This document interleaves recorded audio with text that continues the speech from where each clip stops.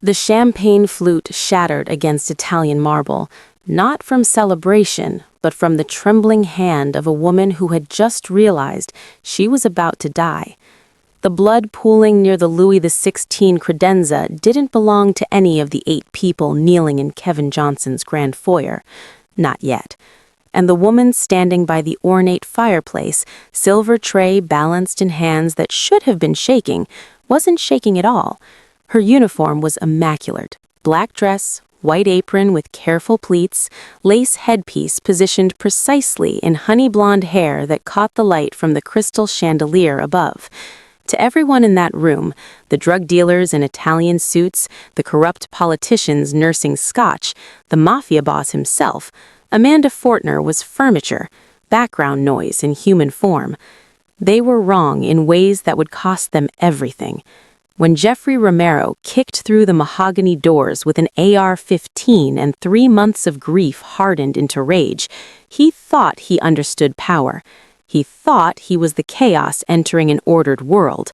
He didn't know he'd just walked into a room with a woman who had cleared Taliban compounds in pitch darkness, a woman who had disarmed IEDs while mortar fire shook the ground beneath her boots, a woman who had taken an oath she still kept, even when it meant protecting people who deserved to burn. This is the story of the night the invisible became inevitable, the night a maid's uniform concealed the most dangerous person in the room, and the night everyone learned that true power isn't about who can command fear, it's about who chooses mercy when vengeance would be easier. It was a Thursday in late autumn when the evening began. The Johnson estate sprawled across 15,000 square feet of Pacific Northwest opulence, hidden behind cedar trees and security gates that promised discretion. Inside, the air carried the scent of old money and new sins, aged leather, cigar smoke, the faint metallic tang of paranoia that clings to men who've built empires on violence. Amanda Fortner moved through the marble-floored corridors like a ghost learning to haunt in reverse, present but unnoticed, there but not seen. She was 28, though the way she carried herself, shoulders slightly hunched, eyes perpetually downcast, made her seem younger, fragile, forgettable. Kevin Johnson liked his staff that way. Fortner. His voice cut through the murmur of conversation in the drawing room. He didn't look up from his conversation with Vincent Calabrese, a man whose legitimate waste management business was dwarfed by his illegitimate waste management of witnesses. Cognac, the Remy Martin Louis XIII, and don't dawdle. Yes, Mr. Johnson. Her voice was barely audible, a whisper designed to disappear. She moved to the bar cart, her movements efficient but unremarkable. No one noticed the way her eyes tracked the room's exits. 3 doors, 2 windows, 1 service corridor behind the false panel near the bookshelf. No one noticed that when Vincent's bodyguard shifted his jacket, revealing the Glock 19 in his shoulder holster, Amanda's gaze flickered to it for exactly half a second before returning to the decanter. They saw a maid. She saw a battlefield with civilian clothes.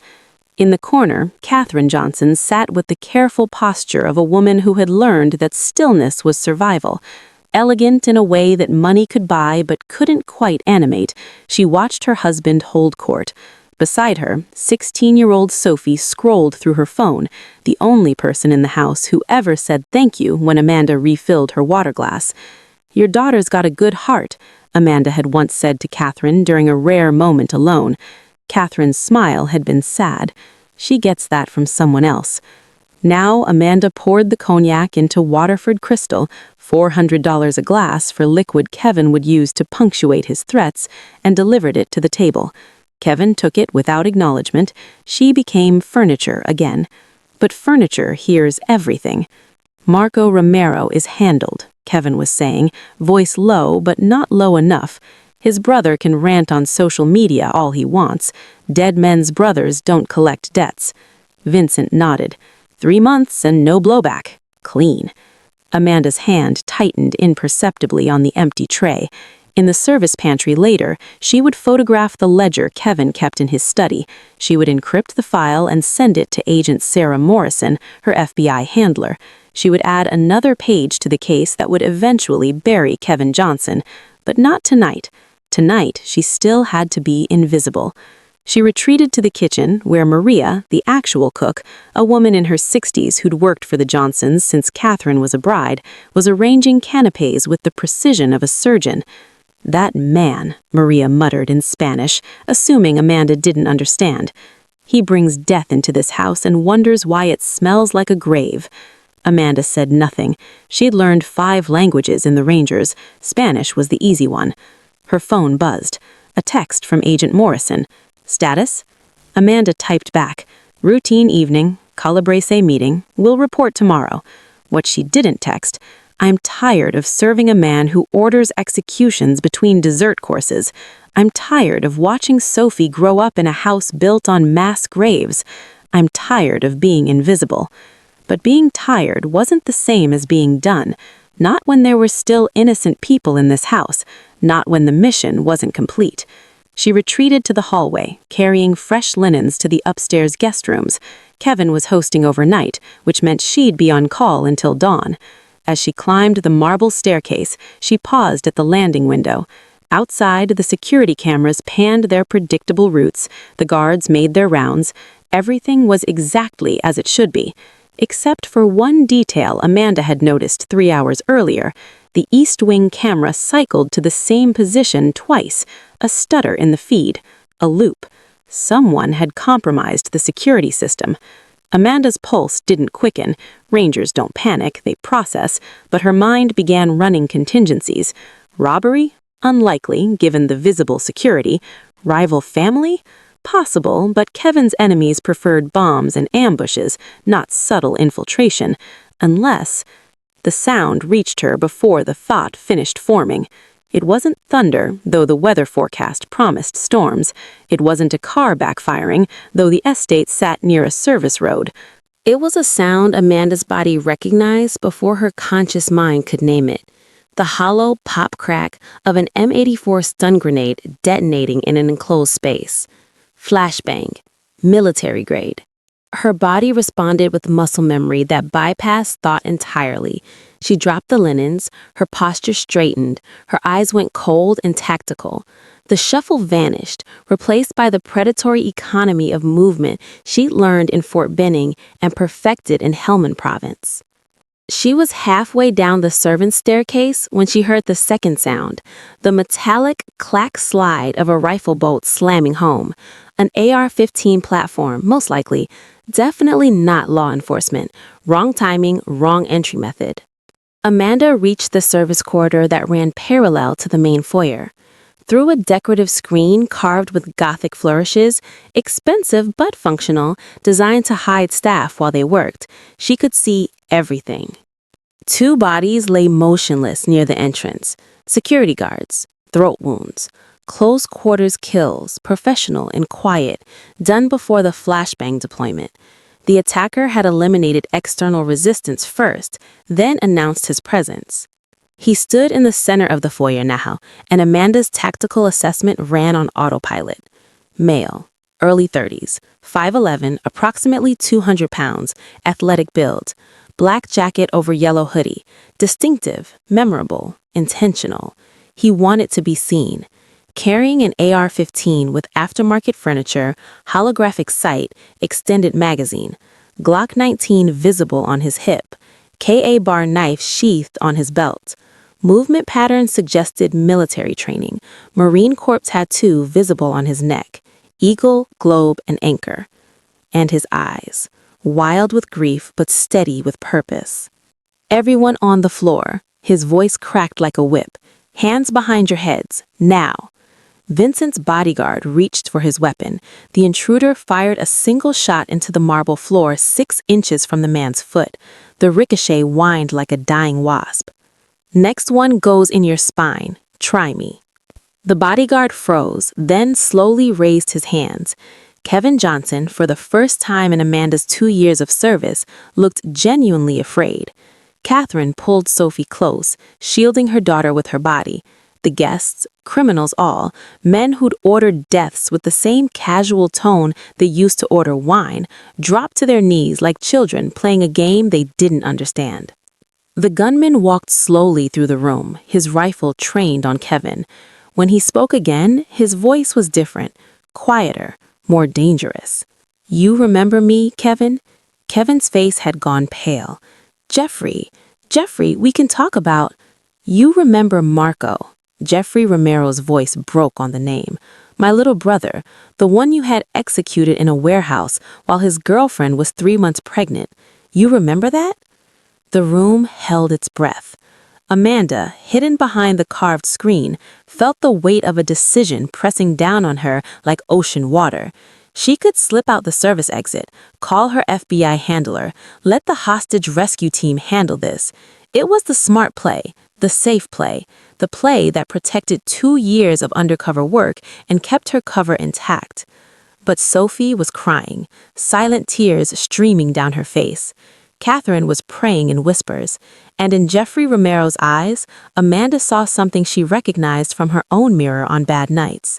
A man who had already decided that dying was easier than living with what he'd lost. People were going to die in this room tonight unless someone stopped it, and the only person capable of stopping it was a maid who didn't exist. Amanda closed her eyes, took one breath, made a choice. When she opened them again, Staff Sergeant Amanda Fortner, 75th Ranger Regiment, Silver Star recipient, Oath Keeper, was awake. The ghost had work to do. If you want to see how a woman everyone underestimated became the only thing standing between a massacre and a miracle, hit that subscribe button right now, because this story doesn't end the way you think it does. Power isn't about who commands the room. It's about who's willing to bleed to save it. And you're about to discover why the most dangerous person in any fight is the one nobody saw coming. Stay with me. This is just the beginning. Amanda had perfected the art of disappearing in plain sight. It wasn't about being small, though she kept her shoulders hunched, her spine curved in a posture of perpetual apology. It wasn't about being quiet, though her voice never rose above a whisper, each word carefully rationed like something too expensive to waste. It was about becoming negative space, a gap in the room's consciousness where a person should be, but wasn't. Kevin Johnson liked his staff that way. "Fortner," he snapped his fingers without looking up, the way someone might summon a dog. "The Macallan, neat. And bring enough for 7. "Yes, Mr. Johnson." The words barely disturbed the air. It was Thursday evening in late autumn, and the Johnson estate was hosting what Kevin called a business dinner, though no one discussed business directly. They spoke in euphemisms and knowing glances, the language of men who'd learned that direct words created evidence. Amanda moved to the bar cart in the drawing room, a cathedral of wealth, where every surface cost more than most people earned in a year. Vincent Calabrese sat nearest the window, his usual position, always watching exits, always calculating. Richard Moss, Kevin's lawyer, was already on his 3rd scotch, laughing too loudly at jokes that weren't funny. Marcus Chen checked his phone compulsively, nervous energy radiating from him. Amanda poured whiskey into cut crystal, each glass exactly 2 fingers, no more. Her hands were steady. They'd been steady when she'd loaded magazines under enemy fire in Kandahar. They were steady now, serving liquor to men who ordered deaths between business meetings. "Your daughter's birthday is coming up," Vincent was saying, accepting his glass without acknowledgement. "Sweet 16, big milestone." Kevin's expression softened, the only crack in his armor. "Sophie wants something small, just family." He paused. "She's a good kid, doesn't understand what I do, and I'd like to keep it that way." Amanda caught Vincent's eyes narrowing slightly at that comment, something calculating behind his usual mask. She filed it away mentally. Vincent had been acting differently lately. The FBI suspected he'd turned informant, but they didn't have proof yet. From the doorway, Amanda saw Sophie herself, curled in the window seat with a book, trying to be invisible in her own way. The girl looked up briefly, caught Amanda's eye, and offered a small smile. The only person in this house who saw her as human. Amanda returned to the kitchen, where Maria was muttering prayers in Spanish over the stove. The older woman crossed herself when she saw Amanda. That man brings the devil to dinner and wonders why his house feels cold. Amanda said nothing. She'd learned that silence was safer than agreement. Later, when the guests had left and the house settled into its expensive quiet, Amanda returned to her studio apartment across town, the place Kevin's people had vetted and approved. Modest, unremarkable, safe. She unlocked the closet and pulled down a metal box from the top shelf. Inside, hidden beneath sweaters she never wore, was a life she'd left behind. Photographs of her ranger unit in desert fatigues, faces young and certain they'd live forever. Her Silver Star citation, the words conspicuous gallantry now feeling like an accusation. Her oath certificate, the promise she'd sworn, still binding, even here, even now. Her phone buzzed, a text from a number that changed weekly. Lot C, 10 minutes. Amanda drove to the grocery store parking lot, pulling into a space next to a silver sedan. Agent Sarah Morrison climbed into her passenger seat without preamble. "How much longer do I have to stay in that house?" Amanda's voice was raw, in a way it never was inside the Johnson estate. "Until we have enough to bury him." Agent Morrison's tone was clinical, but her eyes held something softer. "You're doing important work, Fortner. I know it doesn't feel like it. I know it costs you something every day. But Catherine and Sophie deserve better than being collateral damage when we bring him down. Your intel is keeping them safe." Amanda looked out at the parking lot, at normal people buying groceries, living lives uncomplicated by moral calculus. "Sometimes I can't remember which person is real anymore, the maid or the ranger." "Both. That's what makes you good at this." Morrison squeezed her shoulder once, brief and human, then climbed out. "Stay sharp. We're close. Something's moving. Vincent Calabrese has been making calls we can't trace. He's either planning something or planning to run." That evening, the same Thursday evening, Amanda was polishing silver in the service pantry when she noticed it. The security monitor cycling through camera feeds. East wing, north entrance, main gate, east wing again. The same 7-second loop repeating where the feed should be live. She logged it mentally, the way she'd logged 1,000 tactical details in convoys and compounds. Not a glitch. Someone had compromised the system. Someone with access and knowledge. She pulled out her phone to text Morrison, then hesitated. If she reported it now, the FBI might pull her out, abort the mission before they had enough evidence. Sophie and Catherine would remain in Kevin's world, unprotected. Amanda pocketed her phone. She'd wait, observe, report in the morning. She was still watching the monitor when she heard it, a sound that didn't belong in a world of cognac and crystal, a sound that turned her blood to ice and her training to fire. The hollow crack of an M84 flashbang detonating somewhere in the mansion's east wing. Amanda's body moved before her mind caught up, every instinct screaming one word: contact. The clock on the wall read 9:14 p.m. She had no way of knowing that in the next 90 minutes, everything she'd built over 2 years would either save innocent lives or collapse into bloodshed and ash. Hit subscribe button if you want to see what happens when a ghost becomes real, because the next chapter changes everything. Drop a comment. Would you break cover to save people who never knew you were protecting them? Amanda knew that sound the way a mother knows her child's cry in a crowded room. M84 stun grenade, 9 million candela flash, 170 decibel bang. Military issue, the kind of equipment that doesn't end up in civilian hands by accident.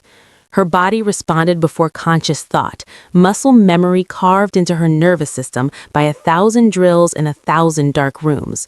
She moved through the service corridor with a silence of accumulated discipline, each footfall placed with surgical precision on the marble floor. No shuffle now, no hunched shoulders. Staff Sergeant Fortner had taken control. The corridor ran parallel to the grand foyer, separated by an ornamental screen. Carved mahogany meant to hide staff while they worked. Through the Gothic filigree, Amanda could see everything. 2 bodies lay near the entrance, Johnson's security guards, their throats opened in efficient diagonal slashes. Close quarters kills. Professional. The blood pooling beneath them was still spreading, which meant this had happened seconds ago, silent and fast, before the flashbang announced the real attack. In the center of the foyer stood a man Amanda had never seen but immediately understood. Early 30s, stocky build, black jacket over a yellow hoodie that seemed deliberately chosen to be remembered. He held an AR-15 with the casual competence of someone who'd carried one professionally. Marine Corps tattoo visible on his neck. Eagle, globe, and anchor. Glock 19 on his hip. KABAR knife on his belt. And his eyes, wild with something that looked like grief wearing rage as a mask. On your knees, his voice cracked like breaking stone. Hands behind your heads. Kevin Johnson knelt slowly, his face drained of color in a way Amanda had never seen. Catherine pulled Sophie close, trying to shield her daughter with her own body. The girl was 16 and crying without sound, her whole body shaking with terrified sobs. Amanda's tactical assessment ran automatically. 1 hostile, military-trained, emotionally unstable. 7 hostages, 2 innocents, 5 complicit. Large open space, minimal cover. Multiple exits, but Romero positioned to control them all. Weapons, rifle, sidearm, knife, possibly more. She could leave. The service exit was 15 feet behind her, leading to the kitchen, the back door, the woods beyond the property line. She could call Agent Morrison, let the FBI's hostage rescue team handle this. They were trained for this. They had equipment, backup, legal authority. She had a maid's uniform and 2 years of lies. But then Sophie turned her head, and for just a second, her eyes found the gap in the carved screen, found Amanda hiding in the shadows. The girl's expression wasn't hope. She didn't know what Amanda was. It was just the terrible awareness of a child watching her world end and desperately searching for anyone who might care enough to stop it. Amanda saw herself in that face, saw a compound in Kandahar, saw a family huddled in a corner while gunfire tore through walls, saw herself following orders to evacuate, leaving them behind because the mission timeline didn't allow for complications, saw the after-action report that used the word regrettable and the nightmares that used the word unforgivable. She'd sworn she'd never leave anyone behind again, not when she could do something, not when it mattered. I didn't survive Kandahar to run when it matters. Not again. Not ever again. Amanda stepped back from the screen, her mind already running contingencies. She needed intel, Romero's blind spots, the layout of his explosives if he'd brought any, whether he'd come alone or had backup outside. She needed to become what she'd spent 2 years hiding. She needed to become a ghost that bites back. Amanda just made a choice that will cost her everything, her cover, her mission, maybe her life. But here's what you need to understand. Some debts can only be paid in blood, and some promises can only be kept by people willing to break. If you think you know how this ends, you're wrong. Hit that subscribe button and drop a comment. Would you sacrifice 2 years of your life's work to save people who never knew you existed? Because Amanda's about to find out if redemption is something you earn or something you bleed for. The service corridors of the Johnson estate were designed for invisibility, narrow passages where staff could move unseen, delivering luxury without disturbing the illusion of effortless wealth. Amanda had walked them 1,000 times in 2 years, always with downcast eyes and shuffling steps. Now she moved like water, silent and purposeful. The ventilation system carried sound through the mansion's bones. She pressed her ear to a vent near the library and heard Romero's voice, raw and shaking. "You're going to confess every crime on video, Kevin. Every murder, every bribe, every life you destroyed." The sound of something heavy being dragged. Furniture, probably. The world needs to see what you really are before you stop breathing. Kevin's voice, smaller than Amanda had ever heard it. My family has nothing to do with... Your family? Romero's laugh was broken glass. That's rich. Marco had a family, a girlfriend, a baby he'd never meet. Did you think about his family when you ordered him executed in that warehouse, when you had your men cut him open and leave him to bleed out alone? Catherine's voice, desperate. Please, whatever my husband did, Sophie and I... You need to see who you married, Mrs. Johnson. You need to watch him admit what he is. Then I'm going to kill him while you watch. You need to know. His daughter needs to know. The whole world needs to know that Kevin Johnson is a monster wearing a wedding ring. Amanda's jaw tightened. Romero wasn't just here for revenge. He was here for a public execution, a spectacle of justice twisted with grief into something that would destroy everyone in its blast radius. The clock in the corridor showed 9:22 p.m., 8 minutes since the flashbang. She moved deeper into the house, toward the basement where the mechanical systems lived. If Romero had military training, if he'd planned this carefully, he wouldn't rely solely on his weapons. He'd have insurance. The basement smelled of concrete and heating oil. Amanda found it near the main gas line, an improvised explosive device wired with the kind of precision that made her stomach drop. Military-grade C4, digital timer glowing red in the darkness. 90, 89.99, 89.98, 90 minutes. Romero had set it to detonate at 10:52 p.m., giving himself time for his trial and execution before the finale.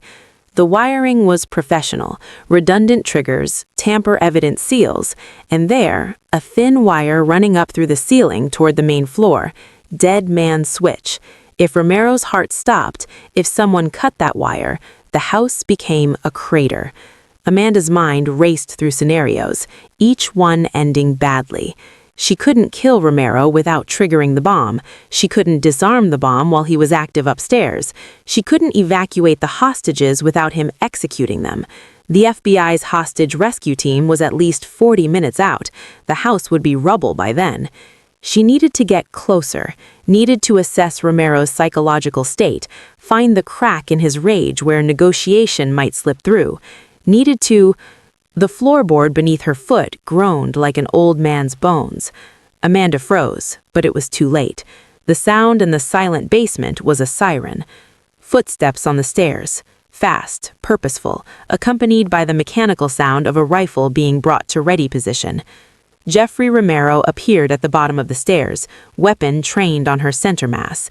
His eyes were red-rimmed and wild, but his hands were steady. Marine Corps discipline fighting with civilian trauma. Amanda could see the wire from the dead man switch running from a device clipped to her tactical vest. You the hell are you? His voice was quiet, which was worse than shouting. And don't tell me you're the maid. Maids don't move the way you move. Amanda's mouth went dry. Her cover was compromised. 2 years of work, of humiliation, of swallowing her pride while serving a criminal. All of it was at risk because of one creaking board. But she could still salvage this. She could still play terrified. I'm Amanda, sir. I work here. I heard the noise and I... She let her voice shake, let her hands tremble. You were examining the device. Romero's eyes narrowed. You knew what you were looking at. Most people see that and they run. You stayed. You assessed it, like someone with training. I don't know what you... Military? He took a step closer. FBI. Which agency sent you to protect that piece of shit upstairs? No agency sent me here to protect him. Amanda's voice steadied slightly. Tactical decision. Give him partial truth. I'm just trying to survive this. Please, there are innocent people upstairs. That girl, Sophie, she's 16 years old. Romero's face twisted. Marco's kid would have been 16 someday, would have graduated high school, gone to prom, had a life. Kevin took that away. I know, Amanda kept her voice soft, and you're right to be angry, but not like this, Jeffrey, not with a bomb that'll kill people who had nothing to do with Marco's death. How do you know my name? His finger tightened on the trigger. Damn, she'd slipped. I heard them talking upstairs. Kevin said your name. Quick recovery, but Romero wasn't buying it. Get on your knees, hands behind your head. He gestured with the rifle. You're coming upstairs with me, and if you try anything at all, I detonate right now. We all die together. Amanda complied slowly, her mind already working through contingencies. She'd lost the element of complete surprise, but she'd gained proximity. She was in the game now, whether she wanted to or not. As Romero forced her up the stairs, Amanda glanced at the timer one last time. 87:34. 87 minutes until detonation. The clock now read 9:26 p.m. Sophie had until 10:52 p.m. to live unless Amanda found a way to stop this. Amanda's cover is cracking, her mission is compromised, and she's walking into a room where a 16-year-old girl is about to watch her father die. Hit subscribe if you want to see what happens when the invisible woman becomes impossible to ignore, and drop a comment.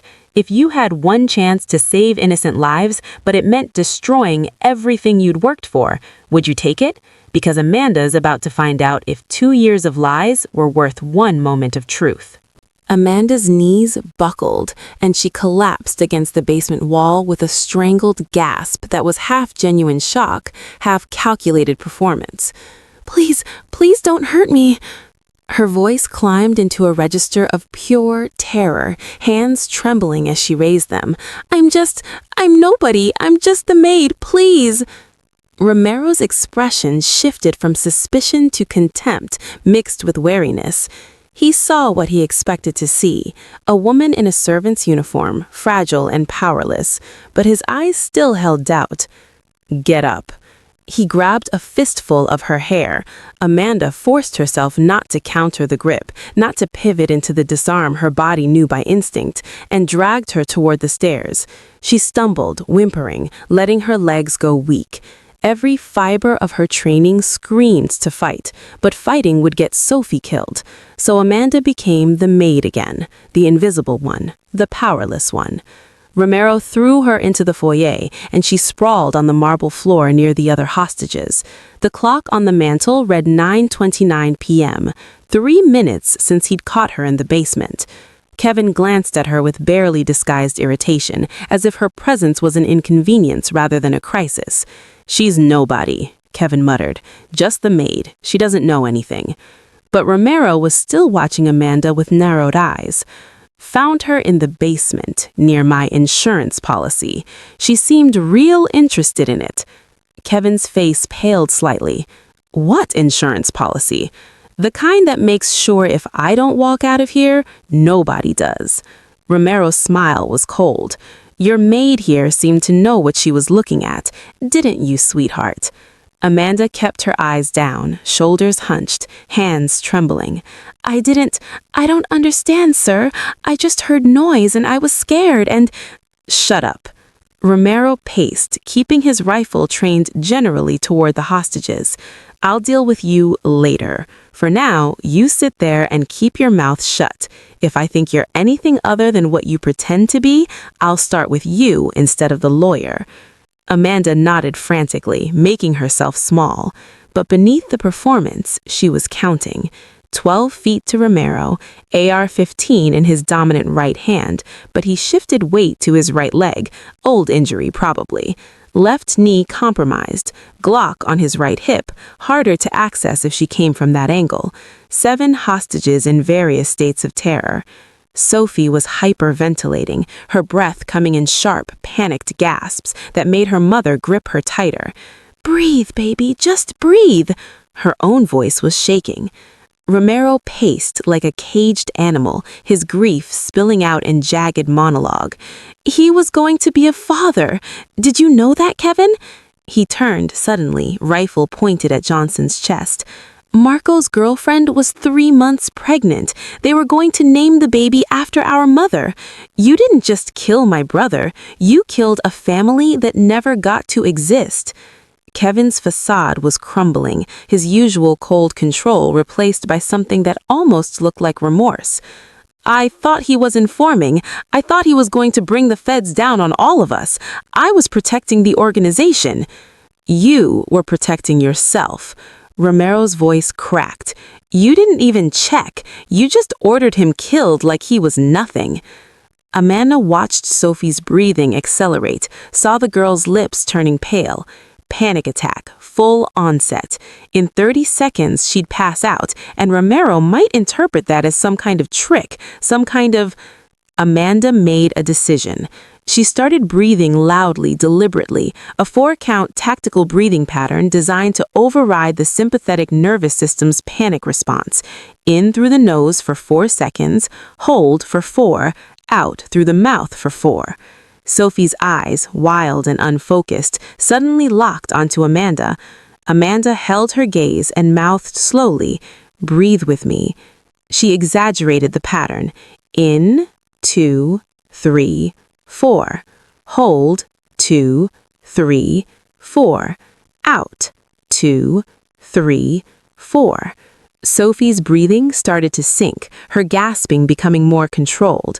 Something passed between them in that moment, a recognition that the quiet woman in the maid's uniform was somehow different, somehow stronger than she appeared. Catherine noticed too, her eyes flickering to Amanda with confused gratitude. Romero stopped pacing, his attention drawn by Sophie's calming. He looked between the girl and Amanda, suspicion creeping back into his expression. You, Maid, you're good with breathing exercises. Where'd you learn that? Amanda's mind raced. My mother had panic attacks, sir. I used to help her. Romero studied her for a long moment. Right, sure. He didn't believe her, but he had bigger concerns. Eeny, meeny, miny, mo. He was walking among the hostages now, his rifle barrel pointing at each person in turn. He stopped at Richard Moss, a man that Amanda had served drinks to an hour ago, a man who'd never acknowledged her existence. Catch a tiger by the toe. Sophie screamed, "No, please don't!" Romero grabbed Moss by his collar and dragged him to the center of the foyer. The lawyer was crying, begging, all his expensive education reduced to animal pleading. This is what you did to Marco. You made him beg, and then you killed him anyway. The clock read 9:34 p.m. Amanda's muscles coiled. The moment was coming. She could feel it the way you feel weather changing, the pressure drop before the storm breaks. She met Sophie's eyes one more time and mouthed 2 words, "Trust me." The girl somehow nodded. Amanda just made a silent promise to a 16-year-old girl she barely knows, a promise that might require her to become the weapon she spent 2 years hiding. But here's what terrifies her most. It's not whether she can save them. It's whether saving them will prove she's no different from the killers she's been hunting. Hit subscribe because what happens next will shatter everything you think you know about heroes and monsters. And comment below, when does protecting the innocent make you just as dangerous as the guilty? Because Amanda's about to cross a line that doesn't have a way back.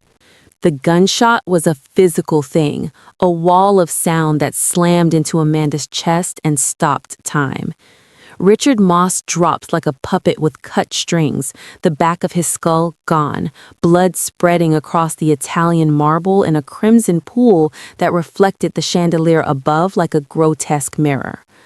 Sophie's scream tore through the silence that followed. Catherine wrapped her arms around her daughter, trying to shield her from the sight, but it was too late. The girl had seen death arrive with surgical precision, had watched a man stop being a person and become just meat in stillness. Kevin lunged forward with a roar that was half rage, half animal terror. "You son of a..." Romero pivoted and brought the rifle butt down across Kevin's face. The crack of bone was sickening. Kevin sprawled on the floor, blood pouring from his nose and split lip, landing inches from Moss's body. "Stay down." Romero's voice was steady, controlled, terrifying in its calm. He'd crossed the threshold. The first killing was always the hardest. Everything after was easier. The other hostages were sobbing, screaming, their carefully constructed personas of power and invincibility shattered. Vincent Calabrese had wet himself. Marcus Chen was praying in Mandarin. The household manager was catatonic, staring at nothing. Amanda didn't scream. She made herself breathe in ragged gasps, made her hands shake, but she didn't scream. And Romero noticed. You. He walked toward her slowly, rifle pointed at her chest. You're not screaming, Maid. Why aren't you screaming? Amanda forced tears down her cheeks, an old ranger trick, thinking of the worst moment of your life until your body responded. I'm too scared to scream, sir. I can't breathe. You former military? Romero crouched down, studying her face with the intensity of someone who'd been trained to spot deception. You got that look, that 1,000-yard stare underneath all the crying. Amanda shook her head frantically, letting her breath hitch. No, sir, no. I'm just a maid, I swear. I've never... Please don't... But her cover was cracking like ice under weight. She could feel it. Romero stood, decision made. You, Maid, you're going to help me find Kevin's safe. He's got evidence I need, cash I need. You work here. You clean his study. You know where it is. Kevin lifted his head, blood streaming down his chin. She doesn't have access to... Shut up. Romero kicked him in the ribs. Then, quieter, more dangerous. You have 5 minutes, Maid. 5 minutes to bring me what I want, or I put the next bullet in the little girl's head and I make her mother watch. Sophie's sobs became screams. Catherine was begging, words tumbling over each other in desperate prayer. Amanda felt the moment crystallize. This was her opening, freedom to move through the house, access to weapons, space to plan. But it came at the cost of Sophie's life hanging on a 5-minute countdown. Romero tossed her a walkie-talkie. It clattered on the marble next to her. Take it. You try to run, you try to call for help, you try anything. He pulled a small device from his pocket, a dead man switch connected by wire to something underneath his jacket. You try anything. I detonate the bomb in the basement. C4 wired to the gas main. This whole mansion becomes a crater and everyone dies. Me, you, the kid, all of us. Amanda picked up the radio with trembling hands. She stood slowly, and for just a fraction of a second, so brief that anyone not watching closely would miss it, her posture shifted. Her spine straightened, her shoulders squared. The predatory grace of someone who'd moved through hostile territory leaked through the performance. Then she collapsed back into the shuffle, the hunch, the terrified Maid. But Romero saw it. His eyes narrowed. 5 minutes, he repeated, starting now. Amanda walked toward the hallway, feeling his eyes burning into her back, feeling the weight of Sophie's life pressing down on her chest like a gravestone. Behind her, she heard Catherine whisper to her daughter, "It's going to be okay, baby. Someone will come. Someone will save us." Amanda's jaw tightened. Someone already had. They just didn't know it yet. Amanda now has 5 minutes to make a choice that will define the rest of her life, and maybe end it. She can find the safe, buy time, keep playing the role of the terrified maid, or she can become the weapon she's been hiding and risk everything, including the lives she's trying to save. Hit that subscribe button if you need to know if a ghost can save the living without becoming a monster. And drop a comment. What would you do with 5 minutes and a basement full of explosives? Because what Amanda does next will either save everyone or kill them all. And she's about to find out which. Amanda's hands moved with the precision of remembered ritual. Hairpin extracted from beneath her maid's cap, bent at exactly the right angle, inserted into Kevin's study lock. 3 seconds. The tumblers fell like dominoes. The study smelled of leather and lies. She crossed to the built-in bookshelf, pressed the hidden release behind a false spine of a legal encyclopedia. The panel swung open to reveal Kevin's private arsenal: Glock 17, AR-15 with tactical notifications, combat knife with a 7-inch blade, spare magazines, tactical vest. Amanda's hand hovered over the Glock. One shot would end Romero. One shot would save everyone. One shot would detonate the dead man switch and turn the mansion into a crematorium. She took the knife instead, silent, precise, final if necessary, but controllable. The safe was behind the Rembrandt that wasn't actually a Rembrandt. Kevin's sense of irony. Amanda punched in the override code she discovered 6 months ago during a midnight reconnaissance: 0816, Sophie's birthday. The one decent impulse Kevin Johnson had ever had, corrupted into protecting evidence of atrocities. The doors swung open, ledgers documenting 2 decades of murder for hire, photographs of politicians accepting briefcases, blackmail material on judges, prosecutors, city council members, $500,000 in cash bundled with bank wrappers. And buried at the bottom, a personnel file labeled Romero, Marco, terminated. Amanda's hands shook as she photographed everything, her phone camera clicking rapid fire. She sent the encrypted upload to Agent Morrison with trembling fingers that had nothing to do with fear and everything to do with rage. The reply came within seconds. Hosted situation confirmed. HRT is 40 minutes out. Can you hold? Amanda checked her watch, the IED timer she'd seen in the basement. 73 minutes remaining when she discovered it. Subtract the time since then, 67 minutes left, maybe less. She typed, IED in basement, 67 minutes on timer, dead man switch, need EOD. Morrison's response was immediate. Stall. Do not engage. That's an order, Fortner. You are not to compromise this investigation. HRT will handle the tactical situation. Acknowledge. Amanda stared at the screen. 40 minutes for HRT to arrive, another 15 minimum to assess and plan entry, 55 minutes total. The bomb would detonate 12 minutes before they breached the door. Sophie had 67 minutes to live if Amanda followed orders. The memory hit her like a mortar round. Kandahar Province, 2019. A family huddled in a compound while a firefight raged outside. Amanda wanted to extract them, but command said the mission timeline didn't allow for civilian complications. She'd followed orders, evacuated with her unit. The compound had taken an RPG strike 17 minutes later. 3 children, 2 parents, a grandmother. Regrettable civilian casualties, the after-action report had said. Amanda read that phrase and felt something break inside her that had never healed. She'd left the service 6 months later, honorably discharged with medals that felt like accusations. She deleted the text thread, pocketed the phone, picked up the combat knife, and felt its weight settle into her hand like a promise kept. I didn't survive the Pesh Valley to let another innocent die. Not for a mission, not for an investigation, not ever again. She walked back to the foyer, her shuffle gone, her shoulders square.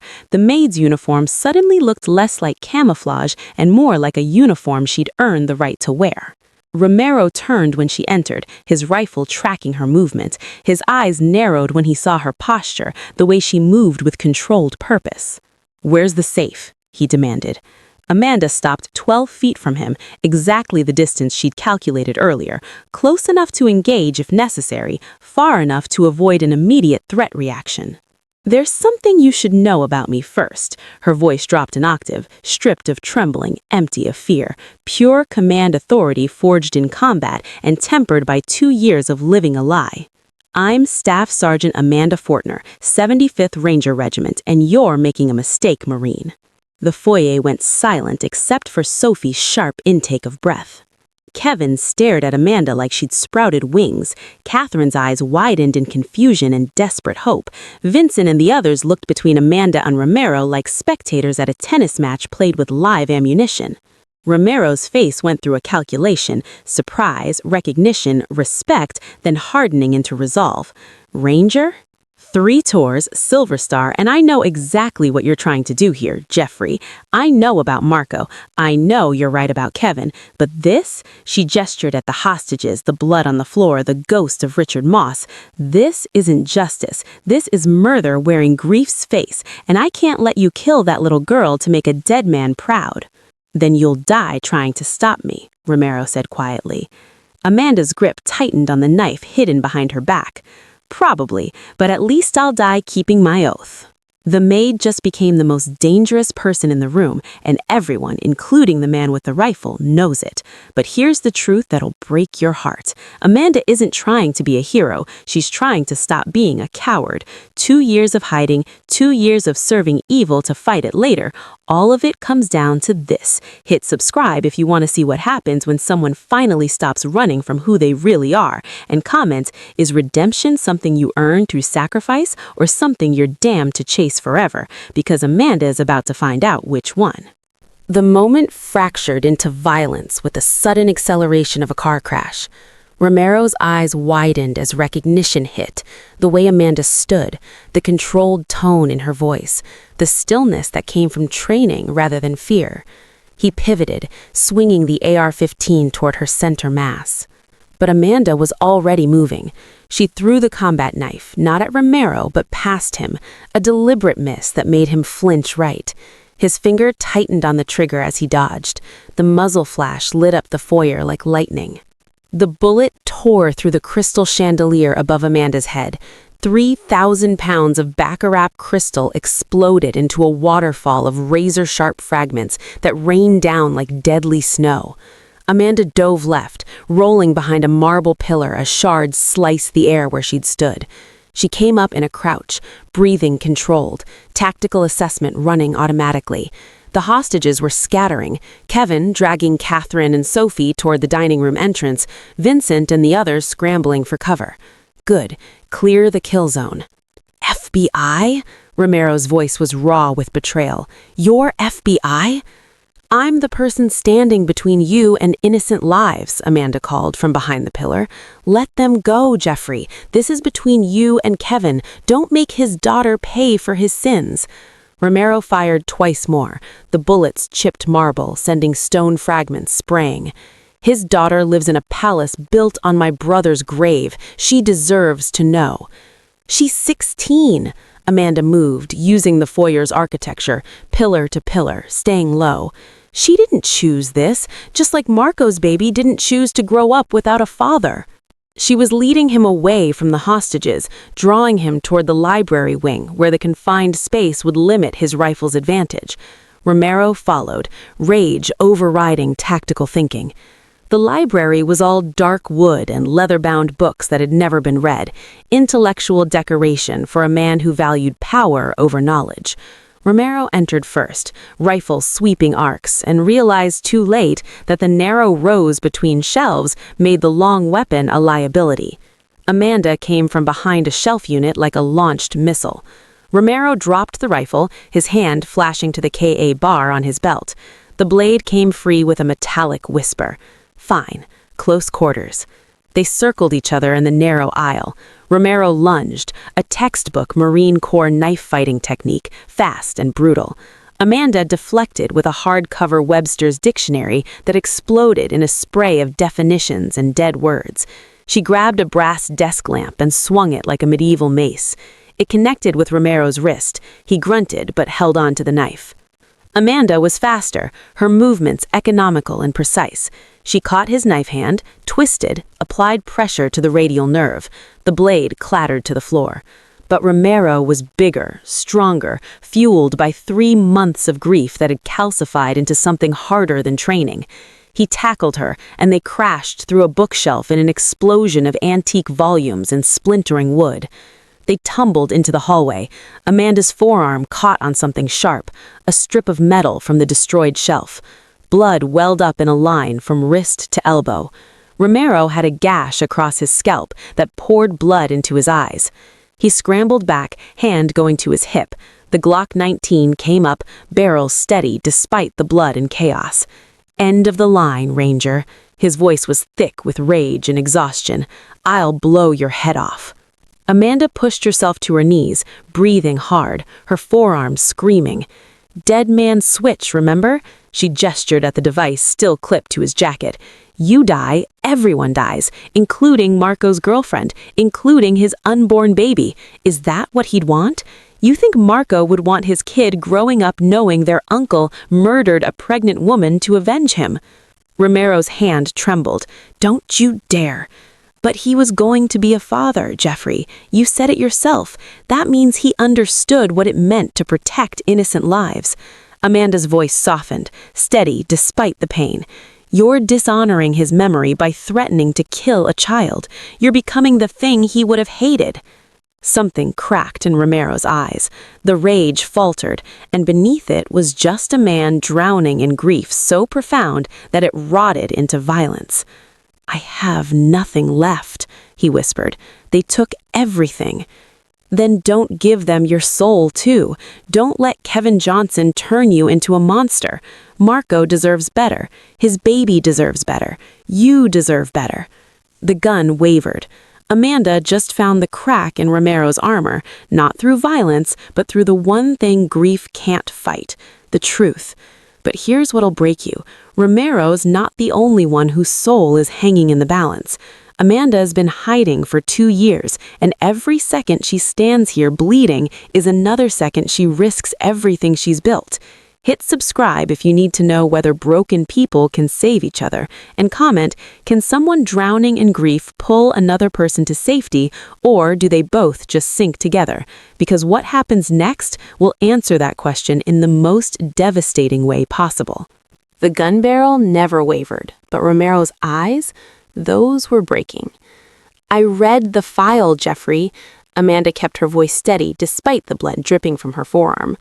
"Marco was going to testify, but not against Kevin. He was going to testify against the Sinaloa cartel, the ones forcing Kevin to expand into their territory, using his organization as a front." Romero's hand trembled. "You're lying." Marco discovered that Vincent Calabrese, Kevin's right hand, was the real informant, trading intelligence to save his own skin. Amanda gestured toward Vincent, who'd gone pale in the corner. Vincent fed Kevin false intel, told him Marco was informing to the FBI. Marco's death was a setup. Vincent wanted him dead to protect himself. Vincent started to speak. "That's not—" "Shut up," Romero snarled, but his attention was divided now, the rifle swinging between Amanda and Vincent. "I found the files in Kevin's safe," Amanda continued. "Vincent's handwriting, the real story. Marco was loyal until the end. He was trying to protect the organization, and Vincent murdered him for it." Behind them, the unmistakable sound of a shotgun being racked echoed through the hallway. Kevin Johnson stood at the library entrance. 12-gauge Remington pointed at Romero's back. His face was a mask of blood and broken dignity, but his hands were steady. He'd retrieved the weapon from his study during the chaos. "Amanda, move." Kevin's voice was cold, executive. "I'll end this." From the top of the grand staircase, Catherine appeared with Sophie clutching her arm. The girl's eyes were wide with horror at seeing her father holding a weapon, ready to kill. "No!" Amanda shouted. "Dead man switch. You shoot him, the bomb detonates. Everyone dies." "I don't care anymore," Kevin's voice cracked. "He killed Richard. He's going to kill all of us anyway. At least this way it's fast."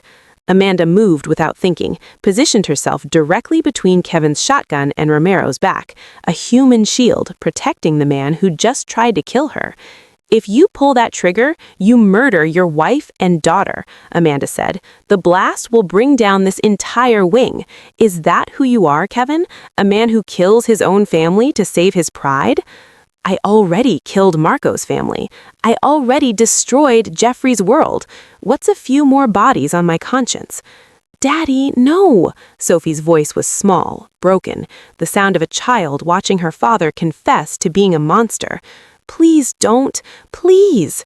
Kevin looked up at his daughter, saw the fear and disappointment and desperate love in her eyes. The shotgun wavered. "I'm already a murderer," he whispered, tears streaming down his bloody face. "Then be a father instead," Catherine said from the stairs, her voice stronger than Amanda had ever heard it. "For once in your miserable life, Kevin, choose your daughter over your pride." The shotgun lowered. Kevin dropped to his knees and started to cry, deep, racking sobs that shook his whole body. Romero, seeing the man who'd haunted his nightmares, broken and weeping, lowered his pistol slightly. "He admits it. You all heard him. He admits he's a murderer." "And you're about to become one too," Amanda said quietly. "Is that what Marco would want? Would he want his baby to grow up knowing their uncle became the same kind of monster that killed their father?" Romero's face twisted with anguish. "I have nothing left. You have Marco's child. That baby needs you, needs an uncle who can teach them about their father, the real Marco, not the lie Kevin believed." Amanda took a careful breath. "Don't let Kevin Johnson take that away too. Don't let him turn you into him." The pistol wavered. Amanda moved. Her strike was surgical, fingers driving into the cluster of nerves at her wrist. The Glock clattered to the floor. Before he could react, she struck again, targeting the vagus nerve cluster in her neck. Romero's eyes rolled back. He collapsed, unconscious but breathing.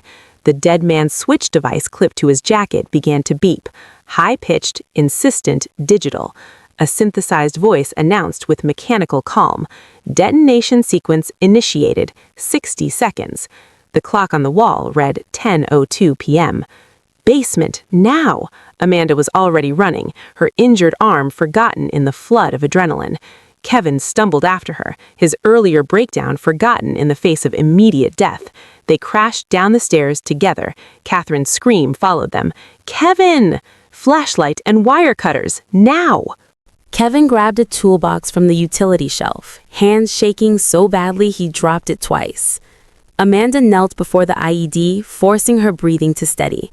The device's timer had switched modes. The dead man's switch override had accelerated the countdown, bypassing the original 10:52 p.m. detonation time. Blue wire is ground, red is hot, yellow is the switch. She pulled the wire cutters from the toolbox. "How do you know?" Kevin's voice was pure terror. "Because I've disarmed 30 of these in Kandahar." Amanda positioned the cutters around the yellow wire. "And because I'm not letting that girl upstairs die for your sins." She cut. The timer kept counting. "Wrong wire," she muttered. She cut the blue wire. The timer accelerated, numbers spinning faster. "Oh God, we need to run." Kevin started to stand. "No time. The blast radius is 200 yards. We'd never make it." Amanda ripped the plastic casing open, exposing the detonator mechanism underneath. "Trust me." Her fingers found the blasting cap, a small metal cylinder wired directly to the C4. The connection was spring-loaded, designed to detonate if pulled incorrectly. She needed to compress the spring first, then disconnect. Her training came back in a rush. EOD course, Fort Lee, Virginia, 2018. The instructor's voice, slow as smooth, smooth as fast. She compressed the spring mechanism with her left hand, felt it give. With her right hand, she twisted the blasting cap counterclockwise. The cap came free, wires tearing loose from their connections. The timer froze. Silence crashed down like a physical weight. Kevin collapsed against the concrete wall, his breath coming in ragged gasps that might have been sobs. "You just saved my family. You saved everyone." Amanda sat back on her heels, her hands shaking now that the crisis was over. She looked at Kevin Johnson, murderer, criminal, father, and felt nothing but exhaustion. "I saved everyone," she said quietly, "including you, even though you don't deserve it." The clock read 10:03 p.m. Above them, they could hear sirens. The FBI had finally arrived. Amanda just saved the life of a man who's destroyed countless others, and she's not sure if that makes her a hero or a fool. But here's the devastating truth. Sometimes protecting the innocent means protecting the guilty too, because justice and vengeance aren't the same thing, and the line between them is written in blood. Hit subscribe if you want to see what justice actually looks like when the shooting stops and the reckoning begins. And comment, Is saving a bad man's life worth it if it means saving his innocent family? Because Amanda is about to face the consequences of choosing mercy over revenge, and it's going to cost her everything she's worked for. The FBI hostage rescue team came through the mansion like a tactical hurricane. Flash-bang grenades, shouted commands, boots thundering on marble floors that had never known such violence. Agent Sarah Morrison found Amanda sitting on the basement stairs, covered in blood and concrete dust, staring at the disarmed IED like it might still detonate through sheer force of will. "I told you not to engage, Fortner." Morrison's voice was sharp, but her eyes held something softer. Relief, maybe, or recognition of a choice she might have made herself. Amanda looked up, exhausted beyond words. "I told you I took an oath. I don't break my oaths." Upstairs, paramedics were sedating Romero, his wrists zip-tied, his face slack with unconsciousness and grief that wouldn't end when he woke. Kevin Johnson stood in handcuffs, not resisting, not speaking, just staring at the blood on his marble floors like he was seeing it for the first time. Catherine and Sophie ran to Amanda as she emerged from the basement. The girl threw her arms around the woman who'd been invisible for 2 years, sobbing into her shoulder. "You saved us," Sophie whispered. "You saved everyone." Catherine turned to Kevin, her voice breaking. "This woman, who you treated like furniture, who you dismissed and ignored, just saved your life. What does that say about you?" Kevin had no answer. He looked at Amanda, and for the first time, she saw him truly see her. Before the FBI agents led him away, Kevin stopped in front of Amanda. His hands were cuffed, his face bruised and bloody, his empire crumbling around him. 2 years, his voice was hollow. "You lived in my house for 2 years, gathering evidence. You watched me, you served me, and you saved me. Why?" Amanda met his eyes without flinching. "Because I'm not you. I protect people, even people who deserve to burn." "My daughter thinks you're a hero." "Your daughter deserves better than a criminal for a father." Amanda's voice was gentle but unyielding. "Maybe prison will give you time to figure out how to be the man she needs." Kevin's eyes filled with tears. "Will you watch over them, Catherine and Sophie, after I'm gone?" "They'll be in witness protection," Amanda said. "But yes, I'll make sure they're safe." Kevin nodded, something like peace settling over his face. "Then I can live with what's coming." The FBI agents led him away. Sophie watched her father leave, and Amanda saw the girl's childhood end in real time, the moment when you realized the person you loved was also capable of terrible things. Weeks later, Amanda stood in a federal courthouse and testified for 6 hours. The evidence she'd gathered over 2 years, the photographs, the ledgers, the recorded conversations, built a case so airtight that Kevin Johnson's defense attorney advised him to plead guilty. Life sentence without parole. Catherine and Sophie Johnson were given new identities, a stipend, a chance to build lives unmarked by Kevin's legacy. Amanda met them one final time in a safe house before they disappeared into witness protection. "What will you do now?" Sophie asked, no longer the terrified girl from the mansion. Something had hardened in her, and something had opened. "Are you going back to the army?" "No," Amanda smiled. "I found a better mission, protecting people who can't protect themselves." Catherine touched Amanda's hand. "Thank you for showing my daughter what real strength looks like." Real strength is choosing to protect, even when it costs you everything. Sophie hugged Amanda one last time, fierce and desperate. "I'll never forget you." "I hope you do. I hope you get to forget everything about that night and just be happy." They left. New names, new lives, new chances at normalcy.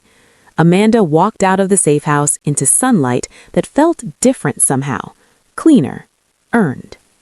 Her phone rang, a woman's voice shaking. "My ex-husband found us. He has a gun. My daughter is 8 years old. Please, I don't know who else to call." Amanda closed her eyes, took a breath, made a choice. "I'm on my way."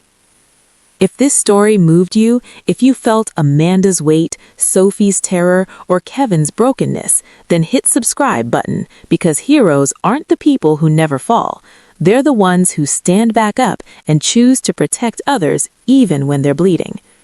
Drop a comment and tell me, who's the invisible hero in your life, the person everyone overlooks but who's been holding everything together? Let's honor them.